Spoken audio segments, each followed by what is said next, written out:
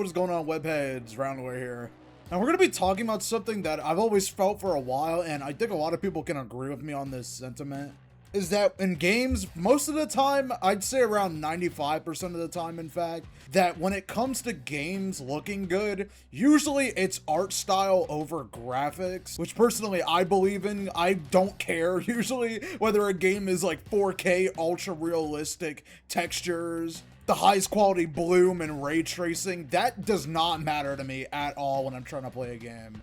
But obviously, as games and technology just progress more and more, that's starting to become a priority over whether the actual game is good or fun or not, especially with engines like Unreal Engine literally destroying your computer for the sake of your game just looking nicer. Now, I don't have a problem inherently with realistic graphics, and obviously some games need to have it because, you know, that's what they're going for. Not every game needs to be Fortnite, however, I do think that it's becoming more of a priority. Basically, I'm going to be talking about some games that do like the hyper-realistic style right versus games that having their art style be a priority can make the game look timeless and is just better overall.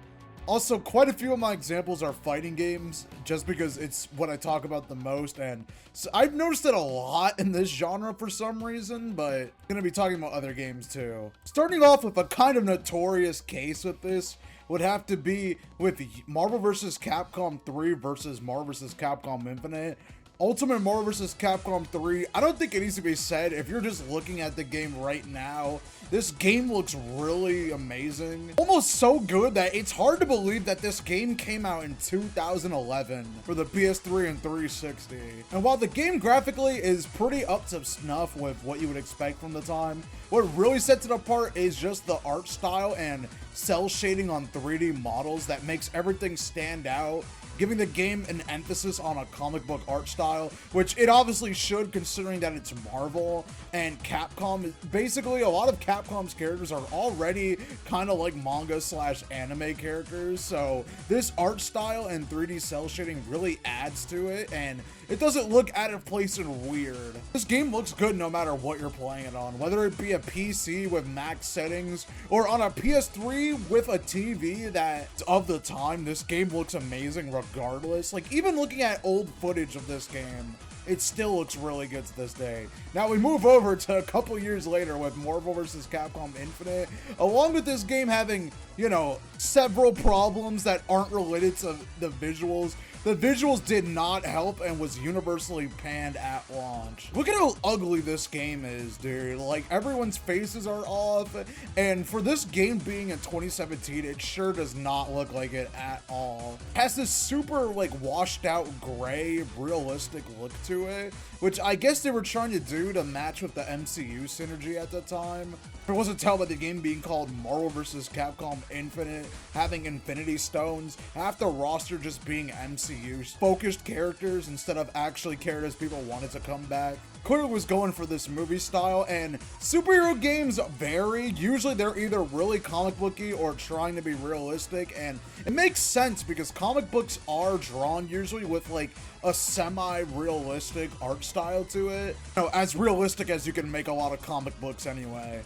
However, for a game that's super stylized and fast-paced and featuring Capcom characters, I think they're done the worst. Like, the Marvel characters, sure, they look kind of bad, but a lot of characters that aren't, like, human, the Marvel side or wearing masks, don't look that bad. Characters like Black Panther and Spidey are wearing masks and basically full bodysuits, so it doesn't really matter how they look. I mean, they don't look the greatest, but, you know. Same with Ultron, because he's not human, but all the human characters and a lot of the Capcom characters who are more exaggerated in anime just look like abysmal, dude. A lot of the same issues that are applied to this game can also be applied to another Marvel game, which once again, it's already not a good game, universally banned by basically everybody. And that game also has this like weird, ugly, gray style that really tries to emulate the movies, but even the MCU movies don't look like this, so it's even more baffling. Now, a game that does this art style well, that's also a Marvel game and also made by Square Enix, is Guardians of the Galaxy. I recommend this game a lot. This game's super underrated, but aside from that, yeah, this game is hyper realistic, but it's also stylized in a way where it actually feels like a comic book game. It seamlessly merges both the comic book art style and also a hyper realistic art style at the same time. Like, going to the planets and different environments of this game are absolutely beautiful. Like, this game just somehow blends in ridiculousness. Like, it doesn't try too hard to make everything super realistic. It has a lot of the over-the-top flair that you would expect from the Guardians of the Galaxy. I think this game will basically be a timeless look. Like, it does it really well. Both Avengers and MVCI somehow managed to look outdated only 5 years after they released. Hell, even when they came out, they weren't looking up to par with most games. Another series that actually does that art style really well, where it's a mix of like having an actual art style and using like hyper realistic graphics, is GTA.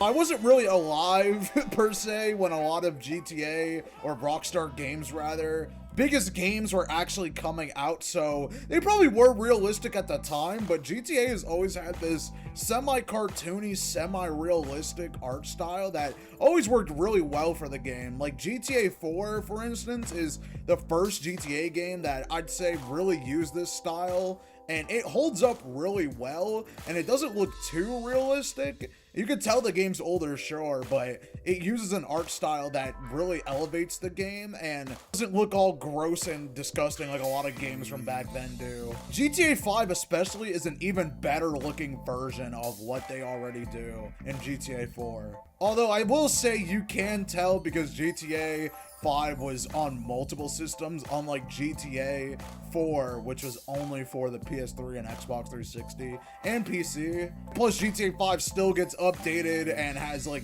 versions that are different. There's a PS5 version, a PS4 version, and a PS3 version, which was the release version. And the PS3 version does kind of look a little rough nowadays, but it's still not bad looking by any means. GTA 6 already looks pretty nice graphically.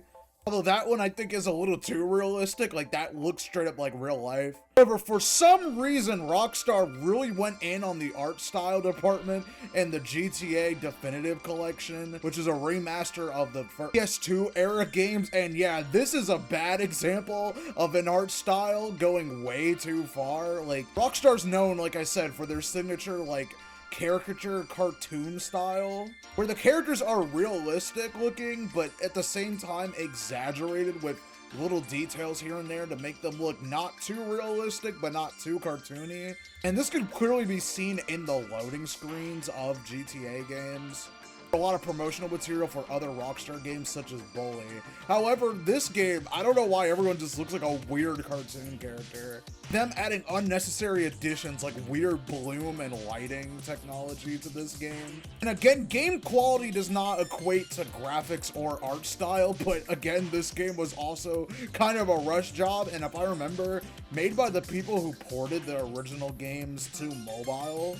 I just don't know how this went wrong, and it's like really weird. I think if the game just went for a more GTA 4 style, and graphically, I mean, that might be a lot for 3 whole games, and they probably didn't have much development time, but weird that a game from 2008, and in the case of Bully, a game from 2006 looked better than this supposedly remastered collection of games.